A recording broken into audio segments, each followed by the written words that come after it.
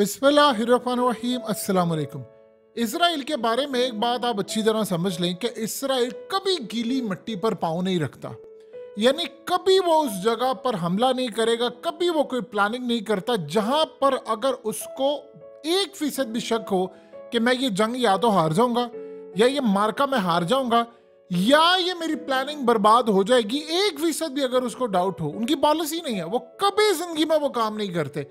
लेकिन इस दफा एक ऐसा हाथ पर हाथ रखकर मामला हुआ है कि जिसने अमेरिका और इसराइल के साथ इतना बड़ा हाथ कर दिया है कि अमेरिका को अर्जेंट बेसिस पर वॉल स्ट्रीट जर्नल में भी खबर ये ब्रेक हो गई कि उनको इसराइल को हंगामी तौर पर इन्फॉर्म करना पड़ा कि किसी सूरत यमन पर हमला ना करना, वरना ऐसी आग लगेगी कि शायद इसराइल को अपना वजूद बरकरार रखना मुश्किल हो जाएगा। उसके पीछे कौन है? प्यूटिन। क्या हुआ है, मनाजिर देखिए। प्यूटिन निकलते हैं गाड़ी से, आप जानते हैं ये सऊदी अरब के दौरे पर पहुंचे और किस गर्म जोशी से इस्तकबाल किया। लेकिन इस सीन को देखिए, मोहम्मद बिन सलमान और प्यूटिन ने हाथ पर जिस तरह हाथ मारा है, ये असल कहानी है। इसको जरा दोबारा देखते हैं। आप ये देखिए, वो बाहर आते हैं और आकर मोहम्मद बिन सलमान ने उनका इस्तकबाल किया और हाथ पर उन्होंने ऐसे हाथ मारे जैसे दो दोस्त मारते हैं, और हाथ पर हाथ मारने के बाद हाथ पकड़ा और ये तमाम चीजें उसको आगे लेकर जाते हैं। ये असल में जो चीज है वो अमेरिका के अंदर और इजराइल के अंदर पूरे वर्ल्ड के जो जितने बॉडी लैंग्वेज एक्सपर्ट्स होते हैं, जो वजीर आजम हाउस होते हैं या जो उनके सदर या हर जगह पर जो बॉडी लैंग्वेज एक्सपर्ट्स होते हैं, जो हर इंटेलिजेंस इदारों ने भी रखे होते हैं, वो इन वीडियोस को देखकर, इनकी बॉडी लैंग्वेज को देखकर एक पूरी रिपोर्ट देते और बताते हैं कि ये इसका मतलब हो सकता है, ये डोमिनेंसी हो सकती है। जब आप किसी भी तर्ज पर हाथ मारते हैं तो आपने असल में बताना ये होता है कि हमारा जो टास्क था, जो प्रोग्राम था, वो डन हो चुका है। इसका क्या मतलब है? इसका मतलब ये है कि इस सारी सूरत हाल के अंदर अमेरिका और इजराइल के साथ हाथ हो गया है। असल मामला क्या है, ये क्या सूरत हाल हुई है? देखिए, सबसे पहले प्यूटिन पहुंचे हैं यूएई के दौरे पर और जो उनको वहां पर प्रोटोकॉल मिला है वो तो सारी दुनिया ने देखा है। वहां से सीधा वो गए सऊदी अरब। मोहम्मद बिन सलमान ने उनका किया इस्तकबाल, और इस्तकबाल करके जैसे उन्होंने हाथ पर हाथ मारा, ये असल में एक पूरा सा एक चीज होती है कि आपने, ऐसा नहीं है कि ये एक्सीडेंटली चीज हो जाती, आपने एक चीज प्रोटोकॉल में तय की होती है कि हमने ये काम करना है, ये गुफ्तगू करनी है। जैसे वो हाथ पर हाथ मारते हैं, यानी वो सारे का सारा मामला उनको पता कि पूरा वर्ल्ड इसको देख रहा है और उन्हें देखना, उसके बाद तमाम लोगों से मिलना करना, मीटिंग करना। और इंटरेस्टिंग मामला ये है कि रमजान कादरेव को भी वो इस मीटिंग के अंदर लेकर गए थे, जिसने कहा है कि हम चेचनिया से हजारों फाइटर जाकर यरूशलेम के ऊपर हमला करेंगे, तेल अवीव पर हमला करेंगे, मस्जिद अक्सा को बचाएंगे और लड़ाई करने को तैयार है जब भी ऑर्डर आएगा प्यूटिन का। और प्यूटिन की मुलाकातें क्या है वो आप सब अच्छी तरह जानते हैं। अब उसके बाद क्या होता है, फिर ये मनाजिर देखिए। इब्राहिम रईसानी पहुंचते सीधा मॉस्को, यानी इब्राहिम रईसानी ईरान के प्रेसिडेंट आते हैं। पहले वो प्यूटिन दौरा करके गए यूएई का, सऊदी अरब को, और वो सीधा पहुंचे हैं मॉस्को। यानी असल में अब आपको सारी बात समझ आएगी कि हाथ क्या हुआ है। ये जितने तमाम के तमाम बड़े ममालिक हैं, ये असल में इंडिकेट इन्होंने कर दिया है कि मुस्तकबिल के अंदर इजराइल के खिलाफ, अमेरिका के खिलाफ एक मुस्लिम उम्मा का रशिया के साथ बैकडोर चैनल पर बहुत बड़ा इत्तेहाद होने जा रहा है। और प्यूटिन ने वाजिया कर दिया है इन तमाम लोगों को कि आपने आपस में नहीं लड़ना, कोई ऐसी गलती नहीं करनी जिससे खित्ते के अंदर जंग छिड़ जाए, क्योंकि अमेरिका प्लान बनाकर बैठा हुआ है और इजराइल प्लान बनाकर बैठा हुआ है कि इस खित्ते के अंदर जंग छिड़ जाए।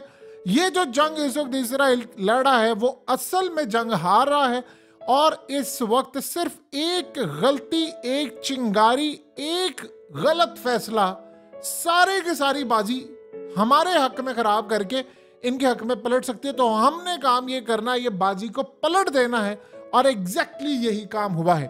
सऊदी अरब ने क्या कहा अमेरिका को? उन्होंने कहा कि आपने यमन ने हमला किया, आपने हमला नहीं करना, आप अगर हमला करेंगे तो खित्ते के अंदर जंग छिड़ जाएगी। आप ये देखिए कि असल में इनडायरेक्टली क्या पैगाम था कि अमेरिका के अड्डे जो हैं वहां से, यानी खित्ते के अंदर कोई मुल्क उसको इजाजत ही नहीं दे रहा कि उन अड्डों को इस्तेमाल करते हो यमन पर या चाहे ईरान पर या इसराइल या किसी पर भी कोई आप हमला करें, कोई इजाजत नहीं दे पा रहा।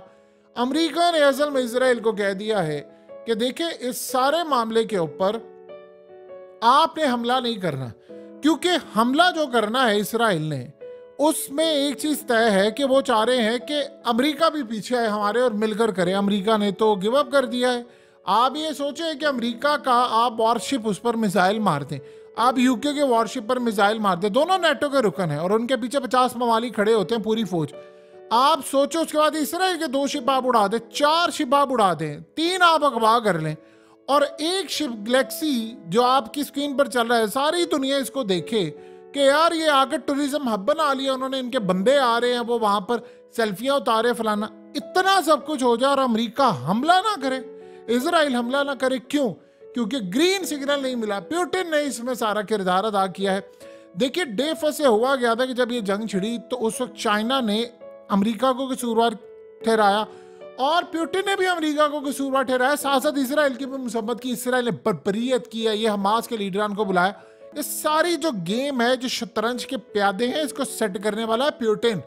देखिए ये जो यूक्रेन की जंग हुई है, पुतिन ऑलमोस्ट जीत चुका है ये जंग और इसके बाद अमेरिका ने, यानी अब जब मीडिया पर खबरें ब्रेक हो रही हैं कि जैसे ही पुतिन ये डिक्लेयर कर देगा वहां पर विक्ट्री और वो सरेंडर पूरी तरह कर देंगे तो अमेरिका तीसरी जंग अजीम वहां पर छेड़ेगा। इसलिए उसने इसराइल को कहा है कि मैं 2 जगहों पर जंग नहीं लड़ सकता, क्योंकि अमेरिका का ज्यादा मफाद है उधर, पुतिन को उसने शिकस्त देनी है, वो उसका ज्यादा मफाद है चाइना को कंटेन करना और रशिया को कंटेन करना। उसका मफाद इधर नहीं है कि वो हमास को कंटेन करता फिरे फलाना, वो इसराइल का मफाद है। और ये पहली मर्तबा क्लैश आ रहा है दोनों के दरमियान कि टाइमिंग गलत है। इसराइल तो किसी की सुनता नहीं। सोचे इसराइल ने कभी जिंदगी में यानी किसी जगह पर पाँव नहीं रखे जहां पर जमीन गीली हो, यानी वो उसको अगर जरा सा अंदेशा हो गया यहाँ पर नाकामी हो सकते, इतना बड़ा उसने प्लान बनाया तो अल्लाह ने उसका प्लान ही नाकाम कर दिया। अब ये जो सारे लीडरान है इन्होंने क्या फैसला किया, देखिए चाइना ने इन सब की सुलह करवाई और पुतिन काफी सालों से ये चाह रहे थे कि इन सब की सुलह हो और उसमें वो रोल प्ले करे। अब आप ये देखिए कि पुतिन की दोस्ती बहुत अच्छी है यूएई के साथ, बहुत अच्छी है सऊदी अरब के साथ। आपको बहुत ज्यादा क्रेडिट देना पड़ेगा मोहम्मद बिन सलमान की लीडरशिप को, चाहे आप जिस तरह मर्जी अंदाज में देखें। देखिए मोहम्मद बिन सलमान जो है वो उनका लेवल अब बहुत ऊपर चला गया है, बहुत ही ज्यादा ऊपर चला गया है। आज उन्होंने क्या बात की है, उन्होंने कहा है कि 1967 की पोजीशन चाहिए हमें फलस्तीन के लिए। इसका क्या मतलब है कि जिन इलाकों पर इसराइल ने इस वक्त कब्जा किया हुआ है, यरूशलेम से लेकर गोलान की पहाड़ियां, इजिप्ट का और बहुत सारे इलाके, इसको छोड़े वापस उस पोजीशन पर जाए जो 1948 वाली पोजीशन थी, यानी 1967 से वाली पोजीशन वो थी 1948 में। इवन के इस वक्त अगर देखिए हमारे नजदीक तो वो 2 पोजीशन भी क्लियर नहीं है, लेकिन फिर भी अगर उस पोजीशन पर भी कहते हैं तो इसराइल की बहुत बड़ी शिकस्त है। तो उन्होंने कह दिया कि फलस्तीन आजाद रियासत में हमें पूरी तरह तस्लीम है। ये नहीं हो सकता कि इसराइल कहे कि इसराइल की रियासत होगी और फलाना नहीं होगी, ये हम किसी से काबिल कबूल नहीं रखेंगे। और एक बात आप ज़हन में रखिएगा, अगर हमास की लीडरशिप से आप बातचीत करें कि ठीक है इसराइल अगर 1967 की पोजीशन पर चला जाता है, जो कि असल में काबिल कबूल नहीं होना चाहिए, लेकिन इस मोमेंट के ऊपर वो भी काबिल कबूल कर लेंगे क्योंकि बहुत सारे इलाके उनको छोड़ने पड़ेंगे। और इसराइल वो तो इतना बड़ा चोर है कि आप ये देखें कि किसी की ज़मीन वो हड़प ले वो तो वापस नहीं करते। तो अब इस सारी सूरत हाल के अंदर जो मामला यहाँ पर हुआ है उसने अमेरिका और इसराइल की कमर तोड़ कर रख दिया है कि किस तरह ये हाथ पर हाथ मार रहे हैं। ये तो असल में हमें दिखा रहे हैं कि इनका प्लान कामयाब हुआ और हमारा प्लान नाकाम हुआ है। ये असल में जेस्चर होता है, ये सब पता होता है इनको। बॉडी लैंग्वेज एक्सपर्ट इसको जब डिकोड करते हैं तो उनको पता होता है कि पीछे मामला क्या चल रहा है, इनके आपस के ताल्लुकात क्या, इनकी चीज़ें क्या। तो कुल मिलाकर जो सूरत हाल इस वक्त पैदा हो रही है वो बड़ी क्लियरली इंडिकेट कर रही है कि मामलात कहाँ तक जा रहे हैं, कहाँ तक चीज़ें खराब होना इस वक्त शुरू हो चुकी हैं। अब अमेरिका को ये बात समझ नहीं आ पा रही है, बिल्कुल नहीं अमेरिका को ये बात समझ आ रही कि उनके साथ मामला हो क्या रहा है। अमेरिका असल में इस वक्त इस बात को अच्छी तरह समझ रहा है कि इस सारे मामले के अंदर हम सेटबैक पर आ गए हैं। देखिए यहाँ पर एक अजीबोगरीब चीज़ है कि आप ये सोचें कि अगर सऊदी अरब ने बहुत ज़्यादा अक्लमंदी की है, यूएई ने बहुत ज़्यादा अक्लमंदी की है, आप ये देखिए कि किसी ने वो स्टैंड अभी तक नहीं लिया। असल में इस वक्त क्या है कि आपको समटाइम क्या होता है कि आपको जंग का डिफरेंट अंदाज में लड़ाई करने का मामला सामने रखना होता है। यानी जैसे इस्माइल हानिया ने कहा कि अगर इस जंग को रोकना है तो पाकिस्तान सिर्फ धमकी दे दे इसराइल को कि हम मतलब कल आ रहे हैं तो जंग रुक जाएगी, तो आपको लड़ने की उन्होंने कहा जरूरत नहीं है, सिर्फ आप धमकी दे दे कि कल हम आ रहे हैं इसराइल को तो जंग रुक जाएगी। इसी तरह आपने इस खत्ते के अंदर तीसरी जंग अजीम रोकनी थी तो उधर से हौसियों ने हमला किया। अमेरिका भी क्या समझ रहा है, अमेरिका ये समझ रहा है ये सारा गेम प्लान रशिया और चाइना का डिजाइन करता है कि उधर से हौसियों ने हमला शुरू कर दिया। ईरान की सुलह सऊदी अरब और बाकी सारे ममालिक से है, वो सारे इनको कह रहे हैं कि भाई आपने हमला नहीं करना, और उसके बाद ना वो कोई लड़ाई छेड़ना चाह रहे हैं, और इजराइल की मुखालफत भी मोहम्मद बिन सलमान कर रहे हैं। तो ये तो गेम सारी उनके हाथ से निकल रही है। ये असल में एक बड़ा ही जबरदस्त प्लान है, लेकिन देखिए होना ये चाहिए कि उम्मत मुस्लिमा को इससे 10 कदम आगे बढ़कर काम करना चाहिए। ये तो प्लान वो रुका है जो तीसरी जंग अजीम छेड़ने वाला प्लान था कि यानी वो चंद कदम की दूरी पर थी एक सतह के ऊपर। आप ये देखिए इसराइल क्या चाह रहा था, इसराइल ये चाह रहा था कि ये सारी मिडिल ईस्ट जो है ये आपस में लड़ पड़े और मेरी तरफ से जंग खत्म हो। अब काम ये हुआ है, वो आपस में उन्होंने क्या खाक लड़ना है, वो आपस में दोस्ती है सबकी, और पुतिन असल में रोल प्ले कर रहे हैं। वो काम ये कर रहे हैं, वो ईरान के साथ है। ईरान की बैक आपको पता है कि कितनी स्ट्रांग हो चुकी है जब से चाइना और रशिया आए हैं, और हौसियों की बैक पर ईरान खड़ा हुआ है। वो ईरान कहेंगे वो करेगा, यानी रूस उनको जो कहेगा और वो करेगा। आप ये सोचें कि आपको शायद अंदाजा ना हो कि पुतिन ने कितना अप्रिशिएट किया है यमन को कि तुमने जो जुर्रत दिखाई है वो तो कोई नहीं दिखा सकता कि अमेरिका को उनके वॉरशिप पर हमला कर दिया। ये हमला तो कभी पुतिन ने नहीं किया, ये तो रशिया ने नहीं किया, ये तो चाइना ने नहीं किया, ये तो किसी ने किया नहीं जो इन्होंने कर दिया। और अमेरिका को भी ये पता है। देखिए अमेरिका इतना बेवकूफ़ नहीं है, उसको ना पता हो कि यहाँ पर क्या सूरत हाल है, मैं हमला करूंगा जवाब दूंगा तो फिर आगे क्या होगा। उनको ये बात पता थी, इसीलिए अब उनको ये बात समझ नहीं आ पा रही कि यार ये हमारे साथ हुआ क्या है, हम किस तर्ज पर जाकर मामलात को हल करें कि अगर हम इन पर हमला करते हैं तो खित्ते के अंदर हम पर बहुत ज़्यादा हमला होगा। देखिए अमेरिका को ये बात पता चल चुकी है कि उन्होंने फोकस किए रखा चाइना को, रशिया को, और उन्होंने असल में स्ट्रॉन्ग कर दिया यार। यानी ईरान ने उस सारी सूरत हाल के अंदर फ़ायदा उठाया और रशिया ने ईरान को स्ट्रॉन्ग किया। इनकी आपस की सुलह होगी सबकी, और इन्होंने आगे हिजबुल्लाह को स्ट्रॉन्ग किया, आगे उन्होंने हमास को स्ट्रॉन्ग किया, उन्होंने आगे फिर यमन को स्ट्रॉन्ग किया, और करते करते करते हालत ये हो गई है कि इस वक्त इजराइल आम लोगों को मार रहा है, लेकिन उसकी साथ ठुकाई हो रही है, वो मारे जा रहे हैं, उनकी प्लानिंग हो रही है। देखिए जो कैदी आए हैं उन्होंने आखिर नेतन्याहू को जब ये बात कही है वो मीडिया के अंदर आई है, यानी इसको कैसे आप जस्टिफाई कर सकते हैं।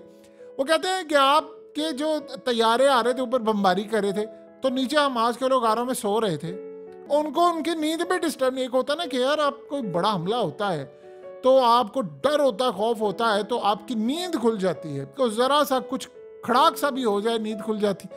आपके ऊपर मिसाइल बरसाए जा रहे हैं F-35 और आपकी नींद भी टूट नहीं रही।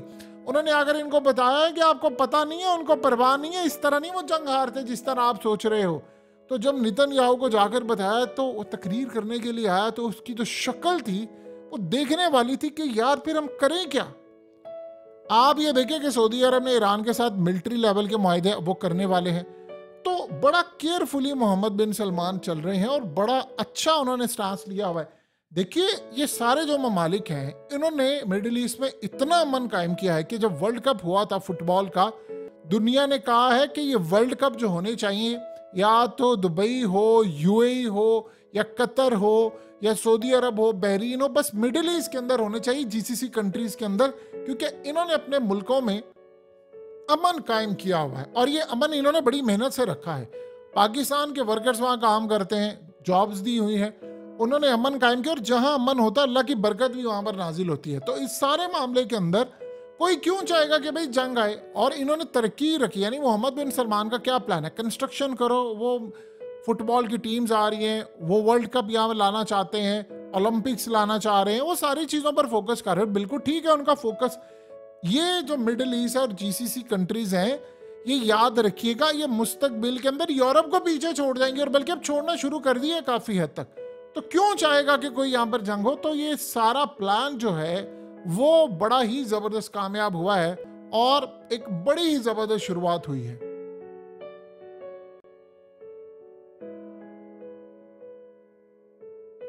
हकीकत टीवी को सब्सक्राइब करना मत भूलें, वीडियो को लाइक करें, शेयर करें और कमेंट सेक्शन में अपनी राय का इजहार ज़रूर करें।